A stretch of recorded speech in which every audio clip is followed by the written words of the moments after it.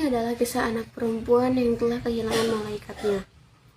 Malaikat yang selalu ada ketika ia membutuhkan segala sesuatu, selalu ada ketika ia kehilangan arah, dan selalu ada ketika ia diterpa seduh. Semua selalu ia curahkan kepada malaikatnya, tetapi kini malaikat itu pergi, meninggalkannya sendirian tanpa pamit, dan kepergiannya meninggalkan kesedihan yang mendalam. Sejak itulah, senyum dan tawa anak perempuan itu memudar, bahkan bisa dibilang menghilang. Malaikat yang dimaksud adalah ibu, teman, dan sahabat dalam hidupnya.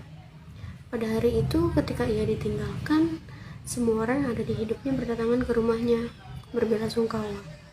Tetapi ia masih berpikir, apakah ini mimpi? Tapi kenapa mimpiku aneh? Kenapa orang-orang berdatangan ke sini? Dan kenapa orang-orang menangis? Semuanya dilalui begitu lambat semenjak ibunya pergi. Rumah tak terasa lagi seperti rumah, lapar pun tidak terasa lagi, dan bangun tidur pun terasa seperti aneh. Berharap semua yang terjadi hanyalah mimpi, tetapi ternyata tidak.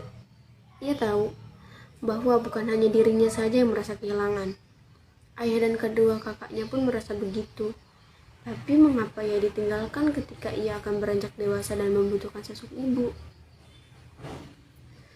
Kenapa Tuhan begitu tidak adil kepada diriku?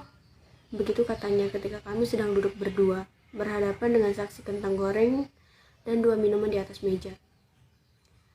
Apakah ibu tidak sayang padaku? Ibu sedih tidak ya? Aku selalu bersedih begini. Menurutmu bagaimana? Lanjutnya lagi. Aku terdiam, bingung harus menjawab apa, karena aku pun belum pernah merasakan kehilangan sedalam itu. Pasti kamu bosan ya, aku selalu cerita seperti ini. Responsnya begitu ketika aku terdiam. Aku menggelengkan kepalaku. Enggak kok, aku gak bosan sama sekali. Malah aku senang kamu bisa cerita seperti ini. Yang tadinya menundukkan kepala, mendongakkannya lagi. Gak apa-apa kalau kamu merasa sedih, jangan menyalahkan diri sendiri. Semuanya pasti ada pesan dan hikmahnya masing-masing. Ia menatapku. Benar, ini bukan salahku. Aku tersenyum. Bukan. Dari cerita yang pernah ia ceritakan, aku terkejut sekali tatkala ia dan ayahnya ketiduran di dalam mobil ketika sedang menunggu ibunya yang dirawat di rumah sakit. Wajar mereka tertidur di mobil karena kondisi COVID-19 saat itu masih melonjak. Saat mereka tertidur, ternyata kondisi ibunya kritis dan perlu memakai alat-alat yang aku pun tidak tahu namanya apa. Untuk memakai alat tersebut, dokter dan perawat tentu memerlukan izin atas keluarganya yang sedang menunggu.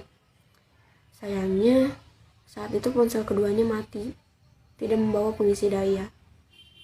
Satpam mencari mereka dan segera membangunkan mereka. Dengan cepat, mereka segera pergi ke ruangan di mana ibunya dirawat, yakni di ICU. Ketika mereka sudah sampai di sana, Tuhan sudah terlalu rindu pada ibunya dan pergi meninggalkan mereka berdua yang kini terkulai lemas di depan ruangan. Segera mereka berdua menghubungi seluruh keluarga, termasuk kedua kakaknya. Ketika menghubungi kakak yang kedua, betapa terkejutnya ia ketika kakaknya menjawab, gara-gara kalian ketiduran sih, makanya ibu pergi ninggalin aku. Ia dan ayahnya pun tidak ingin malaikat ini pergi, dan ia pun tidak ingin semuanya terjadi hanya karena ia dan ayahnya ketiduran. Siapapun tidak ingin semua ini terjadi, tapi jika kakaknya menyalahkan dirinya, hal itu sangatlah menyakiti dirinya. Sejak hari itu, entah kenapa ia merasa bahwa apa yang ia lakukan di rumah selalu salah. Diam salah, melakukan sesuatu salah. Apa mungkin ia melanjutkan hidup tanpa ibunya pun salah? Kakak keduanya selalu menyalahkannya, seperti semua pekerjaan yang dilakukan di rumah seolah-olah ia kerjakan sendirian. Padahal seharusnya kakaknya meminta tolong padanya. Bukankah mudah hanya bicara, "Hei dek, aku minta tolong boleh? Tolong bantu angkat jemuran baju ya." Sesederhana itu. Namun jika kakaknya tidak membutuhkan dirinya lagi, ia bisa pergi dari rumah.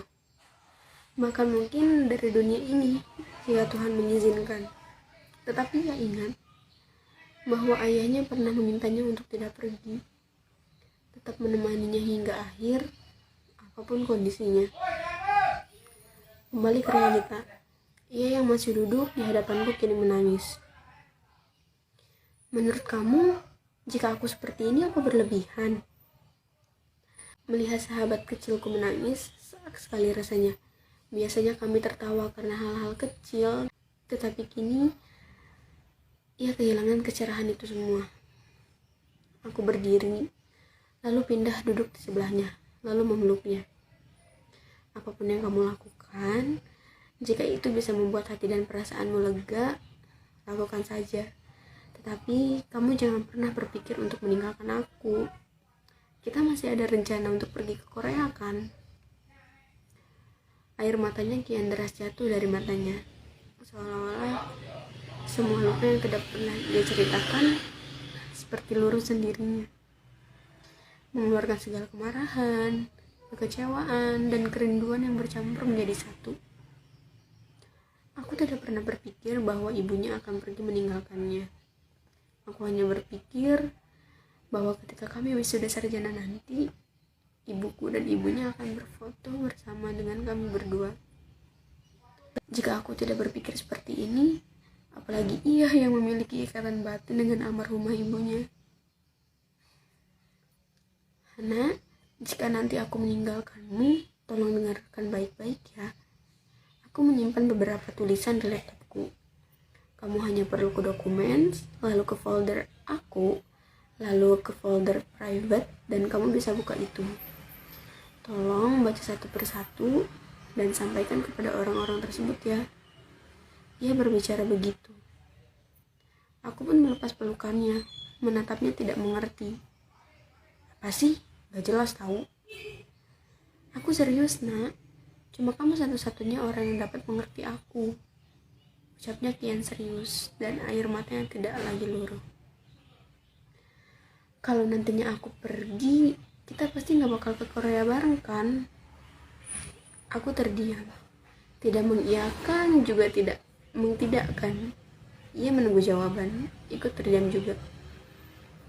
Nah, kalau kamu begitu, kamu tetap ke Korea aja tanpa aku. Ia menyambungnya lagi.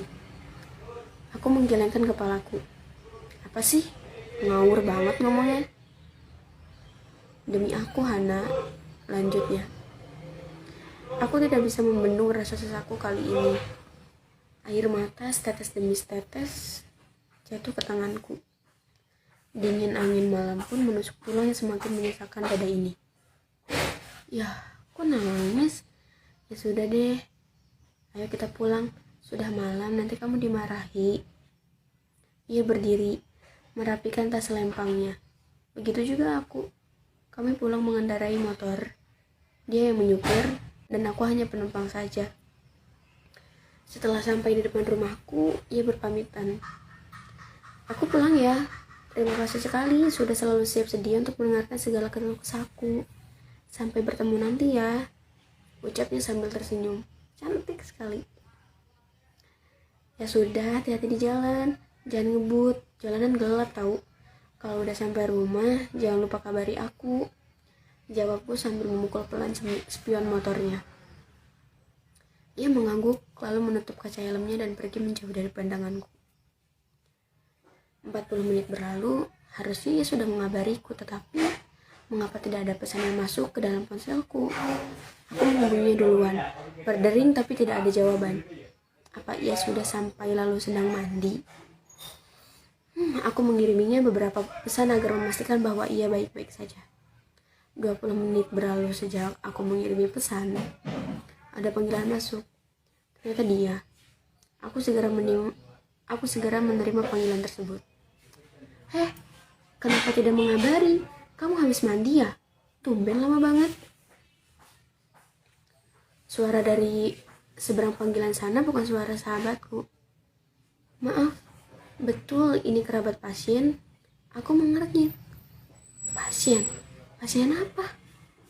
Maksudnya apa ya? tolong kembalikan ponsel ini kepada teman saya. Lalu di seberang sana menjawab, baik, kami dari pihak Rumah Sakit Wijaya mau mengabari bahwa pasien mengalami kecelakaan di daerah Salitara. Kini pasien mengalami kritis karena benturan di kepalanya sangat keras. Untuk administrasi dan penanganan lebih lanjut, kerabat pasien bisa segera kemari. Tanpa menjawab, aku segera menutup panggilan tersebut. Bergegas berpamitan pada ibu bapak dan memberitahu keadaan sahabatku. Aku memesan ojek online dan beruntungnya ojek online ada di sekitar rumahku. Lalu aku pergi ke rumah sakit tersebut. Sesampainya di sana, ayah dan kedua kakaknya sudah ada. Terduduk lemas sambil menangis. Kenapa mereka menangis? Aku tidak ingin percakapan dengannya terjadi secepat ini. Aku mendekati ayah dan kedua kakaknya. Kakak pertamanya langsung memelukku sambil menangis sesegukan. Alia sudah pergi, Han. Alia menyusul ibu. Aku terdiam, lemas sekali rasanya. Tidak percaya bahwa apa yang dikatakan itu benar.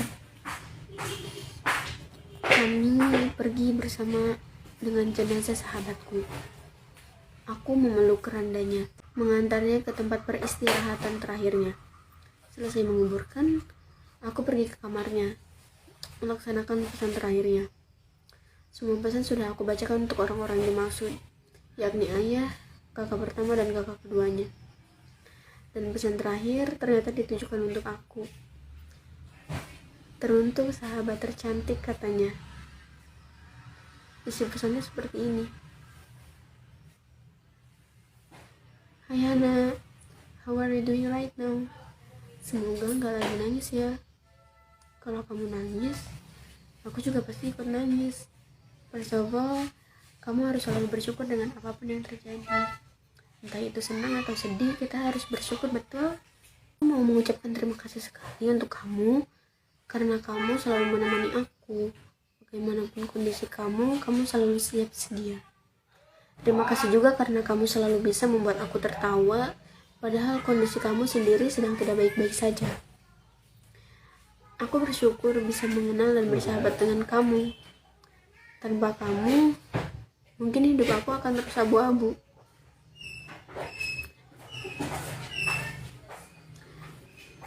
Di kehidupan selanjutnya, aku mau terus bersahabat dengan kamu selamanya, supaya di surga nanti kita bisa terus tertawa. Love, Alia.